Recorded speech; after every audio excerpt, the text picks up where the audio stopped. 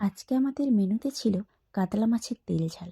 সেই রেসিপিটাই তোমাদের সঙ্গে শেয়ার করলাম। তো তার জন্য নিয়েছি এখানে 4 পিস কাতলা মাছ। সেটা ম্যারিনেটের জন্য দিয়ে দিই 1 চামচ লবণ, হলুদ গুঁড়ো, কাশ্মীরি লঙ্কার গুঁড়ো আর কিছুটা সরষের তেল দিয়ে মাখিয়ে রেখে দেবো। আর একটা মিক্সির বাটিতে নিয়ে নিচ্ছি পেঁয়াজ, আদা রসুন, কাঁচা লঙ্কা, শুকনো লঙ্কা, গোটা জিরে, গোটা ধনে, কালো সর্ষে, সাদা সর্ষে, 1 চামচ হলুদ গুঁড়ো, কিছুটা সরষের তেল আর কিছুটা জল আর 1 চামচ চিনি দিয়ে একটা পেস্ট বানিয়ে নেব। এদিকে তেল গরম করে মাছগুলো একে একে ভেজে তুলে নেব।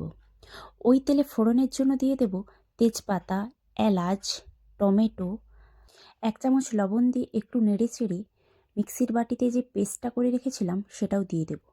যেহেতু সর্ষে আছে সেই জন্য বেশি নাড়বো না। 1 চামচ কাশ্মীরি লঙ্কার গুঁড়ো দিয়ে কিছুটা পরিমাণ জল দিয়ে দিলাম।